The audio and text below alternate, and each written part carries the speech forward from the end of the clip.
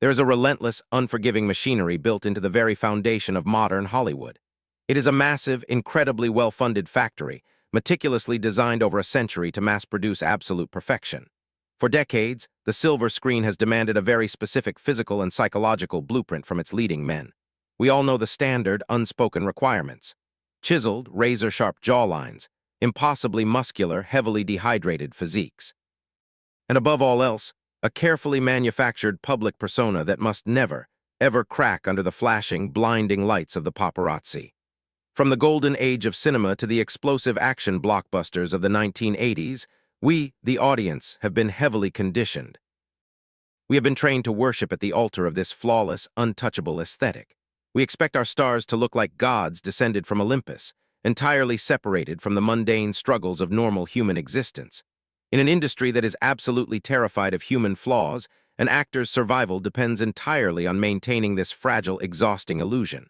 One wrong word in an unscripted interview, one awkward photograph caught at a bad angle, or one bad, public phase in their personal life, and the ruthless cultural guillotine of the internet will completely erase them. The suffocating, daily pressure to conform to this rigid plastic standard has broken countless brilliant artists. It has forced them into a life of quiet desperation, profound substance abuse, and crippling anxiety behind closed doors. But standing directly in the center of this fragile, terrifying ecosystem is a walking contradiction, a massive, beautiful glitch in the meticulously coded Hollywood matrix, a man who completely shatters the fragile illusion of celebrity simply by existing loudly and unapologetically. Thomas Jacob Black, known to the world simply as Jack Black. Consider his physical form for a moment. He possesses the soft, completely unathletic build of a very relaxed, middle-aged father. He confidently walks prestigious red carpets wearing wildly mismatched clothes, faded graphic t-shirts, and baggy shorts. He loudly and proudly contorts his face into bizarre, cartoonish expressions that defy all known laws of human vanity. By every traditional metric of Hollywood stardom, he should have been permanently relegated to the background. He was supposed to be a temporary comic relief sidekick, the funny best friend, easily forgotten the moment the screen fades to black. Yet, against all statistical and historical odds, he is universally beloved. He is, practically speaking, the only superstar the internet absolutely refuses to hate. To truly understand this unprecedented cultural immunity, we must dig deep into the roots of his artistic rebellion. Born in the late summer of 1969 to two highly educated satellite engineers, Jack grew up in the quiet, strictly academic suburbs of California. The rigid, mathematical logic of his parents' professional world did not translate at all to the chaotic, musical energy violently bouncing inside his young head. He was a theater kid, bursting with an irrepressible, almost desperate need to perform. But as a young man attempting to navigate the ruthless audition rooms of Los Angeles in the early 1990s, Jack faced a brutal, unyielding reality. The 90s was the heavy, cynical era of grunge music. It was the era of serious, brooding actors, of intense, gritty, dramatic realism. Casting directors were looking for the next River Phoenix or Johnny. Men who looked naturally tortured and effortlessly cool. Jack was simply too loud, too hyperactive, and far too physically unconventional for the serious, angst-filled roles of that specific decade. If you look closely at his early filmography, you will find him desperately trying to fit into the Hollywood machine. He was constantly cast as a disposable background character. He was an annoying teenager in The Never-Ending Story 3. He was a nameless pilot in the spectacular flop, Waterworld. He even made brief, forgettable appearances in The X-Files. He was actively trying to play the game by Hollywood's rules, and the industry was actively rejecting him. Frustrated by a massive corporate casting system that simply didn't know how to categorize his volcanic energy, he made a crucial, career-defining decision. He realized that waiting for the industry to hand him a perfect role was a death sentence for his creativity. He didn't try to change his fundamental nature to fit their boring mold. He didn't starve himself to become a traditional leading man. Instead, alongside his close friend Kyle Gass, he turned his back on traditional acting and formed an acoustic rock duo named Tenacious D. This was not a normal musical project. It was a satirical masterpiece that operated on multiple, brilliant levels of irony. Armed with nothing but two acoustic guitars and completely ridiculous lyrics about fighting literal demons, playing video games, and eating fast food, Jack Black finally unleashed his true, hidden weapon. An incredibly powerful, technically flawless singing voice, carefully hidden behind a thick layer of utter absurdity. Tenacious D confidently sang about being the greatest rock band on planet Earth, while looking exactly like two unemployed, slightly overweight guys playing in a messy, poorly lit garage. They scored a late-night HBO comedy series in the late 90s, and a massive, fiercely loyal cult following began to grow in the underground scene. This is the absolute core of the Jack Black paradox. He treats the stupidest, most ridiculous concepts with the absolute unblinking seriousness of a classical Shakespearean tragedy. He doesn't just casually sing silly songs. He sings them with the raw, bleeding passion of a mythical rock god defending the entire universe from total destruction. When Tenacious D released the song Tribute, aggressively claiming it was the greatest song in the world, the joke was incredibly layered. Yes, the premise was hilarious, but the vocal delivery, the sheer, unbridled power of his voice, was genuinely, undeniably spectacular. This profound, unwavering commitment to the absurd taught his growing audiences something vital. He was never, ever laughing at us. He was actively inviting us to laugh at him. And more importantly, to laugh at the chaotic ridiculousness of life itself. He taught us that it was okay to take silly things seriously. When the turn of the new millennium finally arrived, Hollywood had absolutely no choice but to surrender to his undeniable gravity. His breakthrough supporting role in the year 2000 film, High Fidelity, perfectly showcased his ability to completely dominate a scene. Playing Barry, a snobby, wildly opinionated, musically elitist record store clerk, he effortlessly stole the entire movie from everyone else on screen. The climax of that film, where his socially awkward character suddenly grabs a microphone and delivers a soul-stirring, legitimately incredible rendition of Let's Get It On, was the exact moment the world realized he was an unstoppable force.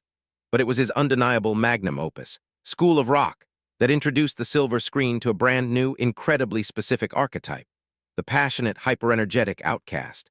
The script was written specifically for him by his friend Mike White. It was tailor-made for his unique, chaotic frequency. His brilliant portrayal of Dewey Finn, a desperate, overweight, utterly irresponsible fake substitute teacher, should have been incredibly creepy and pathetic on paper. A grown man who essentially kidnaps the minds of prep school children, manipulating them into forming an illegal rock band to pay his rent, is not your traditional cinematic hero. Yet, Jack injected the character with such blinding, magnetic enthusiasm that he became a generation's defining anti-hero. He didn't just act in that movie. He completely exploded onto the celluloid. He treated the children not as props, but as artistic equals. The pure, unadulterated joy radiating from his performance infected audiences globally. He finally proved that a leading man didn't need to hold a gun or kiss the beautiful girl to carry a massive blockbuster film. He just needed pure, unstoppable passion. Many critics assumed Jack Black was a one-trick pony. They thought he could only play the loud, obnoxious rocker. But in 2005, legendary director Peter Jackson cast him in the massive, big-budget remake of King Kong. Jack played Carl Denham, a desperate, morally bankrupt, fiercely ambitious film director. He didn't rely on his physical comedy for this role. He channeled a dark, obsessive energy reminiscent of a young Orson Welles. He proved to the industry that he actually possessed the dramatic chops to carry a heavy, deeply serious role. But the fascinating thing about Jack Black is that he consciously chose not to stay in the dark. Having proven he could do serious drama, he purposefully returned to the light. Unlike many comedic actors who use their heavier physical weight purely as a sad punchline, or as a constant object of self-deprecation, Jack weaponized his body in a completely different way. In films like Nacho Libre, where he played a dedicated Mexican priest secretly moonlighting as a masked wrestler to feed orphans, he moves with the sudden, shocking agility of a highly trained martial artist. His physical comedy is highly kinetic. It is almost dangerous in its wild unpredictability. He expertly uses his belly, his wildly expressive eyebrows, and his surprisingly nimble legs as sophisticated, finely tuned instruments in a grand comedic symphony. He throws himself to the ground, he leaps freely through the air, and he commits his entire physical being to the pursuit of a single laugh. By doing this, he taught an entire generation of kids who didn't naturally fit the physical mold. That true confidence does not require a perfect, gym-sculpted body. True confidence is simply possessing the absolute audacity to exist loudly in a quiet room. He made it completely acceptable to take up space, to be weird, and to completely own your physical form without a single shred of apology or crippling insecurity. Long before it was considered cool for mainstream celebrities to engage with video game culture, Jack Black was already deeply entrenched in the digital frontier. In 2009, he starred in the heavy metal action-adventure video game, Brutal Legend. He didn't just lend his voice to a minor character for an easy paycheck. He played the lead protagonist, Eddie Riggs, starring directly alongside heavy metal gods like Ozzy Osbourne and Lemmy Kilmister. He treated the medium of video games with the exact same respect and artistic integrity as he did major Hollywood films. He understood the profound cultural shift happening in entertainment long before the Hollywood executives did. As famous actors age, many of them slowly lose touch with the rapidly shifting cultural landscape. They become bitter.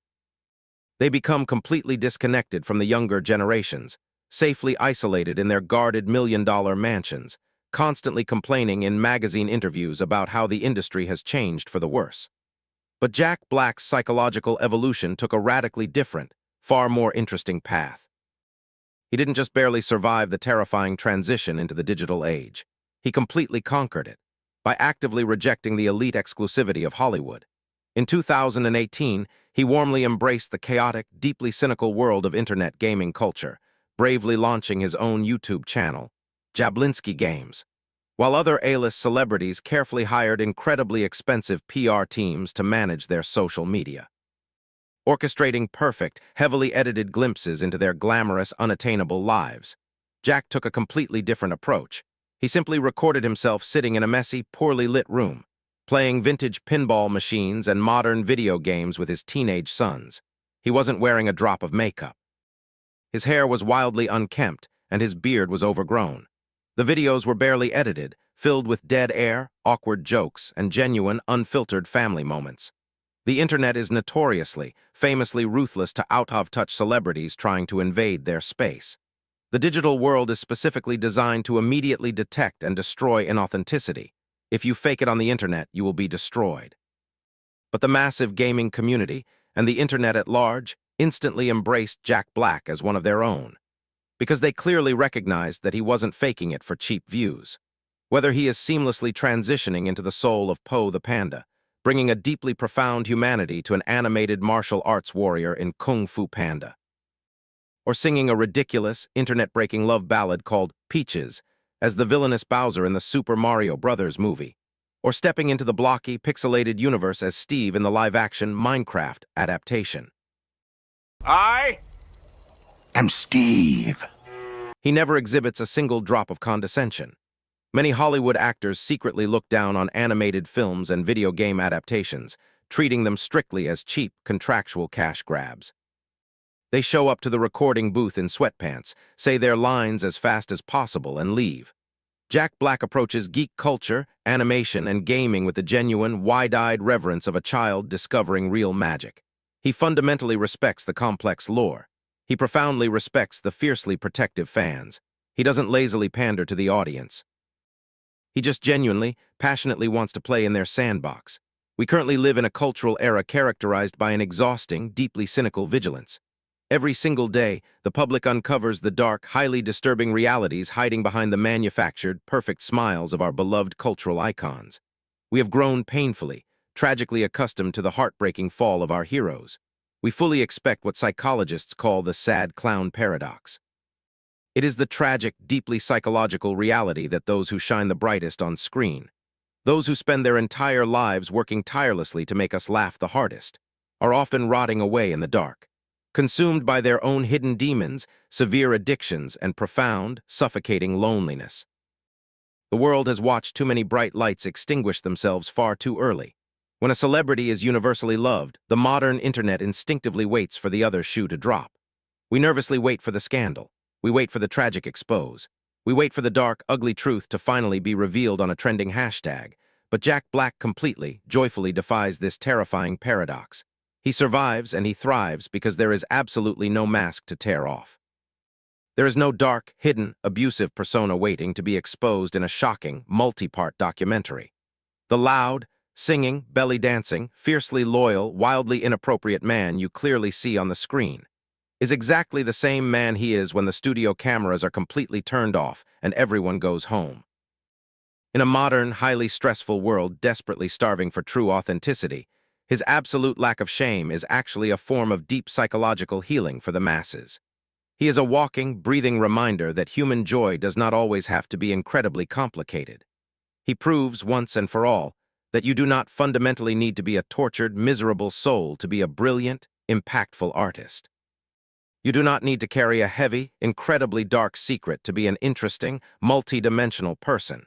And you absolutely do not need to be conventionally beautiful to be adored by millions around the globe. Jack Black will never be canceled. Not simply because he is entirely immune to making mistakes, but because the internet, in all of its chaotic, destructive, unpredictable glory, instinctively protects what it cherishes most. He has actively become a rare, fiercely protected cultural artifact. He represents a time when entertainment was meant purely to entertain, before everything became a carefully calculated brand deal, before every public interaction was vetted by a team of lawyers, and what we cherish, what we universally protect, is a man who constantly reminds us that it is perfectly okay to be a little weird. It is perfectly fine to be a little loud, and it is absolutely essential to be entirely, unapologetically yourself. He took the heavy, restrictive, impossible rules of Hollywood stardom, threw them straight out the window, and played his own wild, acoustic soundtrack instead. The movie is over, but the real story always continues. If you found a moment of quiet reflection in this video, please leave a thoughtful comment down below sharing your favorite Jack Black memory. Tell me your favorite role, or that one ridiculous Tenacious D song that always makes you smile when you need it most. Don't forget to hit the like button and subscribe to Post Credit to support independent, deep-dive documentary filmmaking.